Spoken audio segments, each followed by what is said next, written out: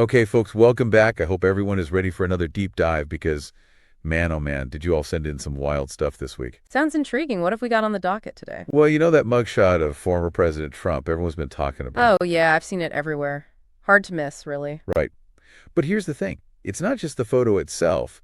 What we're diving into today is what he's doing with it. Okay, I'm all ears. What's he up to with this mugshot? Get this, according to our sources, he's got it framed.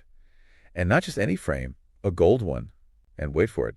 It's hanging right outside the Oval Office. Wow, you don't see that every day. Definitely a choice. Right. So that's what we're going to unpack. What does this mean? What's the message here? You know, it's interesting because when you think about it, this isn't just a legal matter anymore. It's performance. It's about image and how he wants to be perceived. Exactly. And it's so deliberate. That placement, the gold frame, it's like he's trying to turn this whole thing on its head, you know?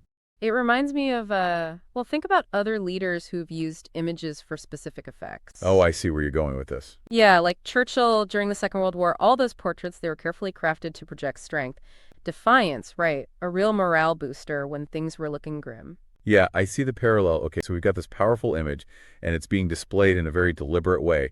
But what's the message? What's he actually trying to say with this, do you think? Well, it's probably aimed at multiple audiences, and I think the message changes depending on who you are. Oh, interesting. Break that down for us. Sure, like for his supporters, this could be a symbol of defiance, or even martyrdom, right?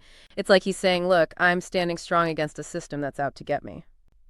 Okay. And for his detractors, what would they take away from this? Well, for them, it could be seen as, confirmation of his disregard for the law, or maybe a sign of denial. Either way, for both sides, it keeps him front and center. It sparks conversation, debate, strong emotions. That's powerful, regardless of where you stand. That's true. It's definitely generating a lot of buzz. One thing that really caught my eye in the source material was that they specifically mentioned the New York Post front page. Oh, right, yeah. It's not just about the mugshot itself. It's the New York Post's presentation of it. Why do you think he chose that specific publication? That's a good point. It's not just any outlet. The New York Post has a particular readership, a certain editorial slant. Right. By choosing them, he's sending another message, aligning himself with their perspective, leveraging their platform to get his message out there. It makes me think about the whole relationship between media and political figures. It can get kind of complicated, right? Totally. There's a definite symbiosis there. Media outlets need stories.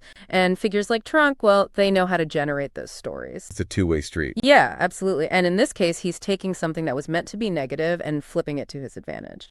Okay, so we've talked about the image, the placement, the publication, but let's zoom out for a second. What do you think the long-term impact of this will be? How will this mugshot be remembered, do you think? That's the big question, isn't it? It could become this rallying cry for his supporters, or a symbol of resistance, or maybe even a cautionary tale, about the dangers of unchecked power. It's hard to say. Only time will tell how it's ultimately interpreted and what its lasting legacy will be.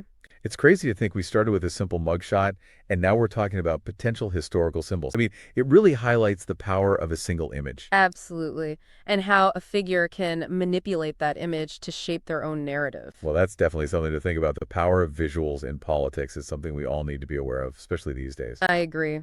Thanks for joining us on this deep dive, everyone. We'll be back next week with another fascinating topic. Until then, keep those submissions coming. Okay, folks, welcome back. I hope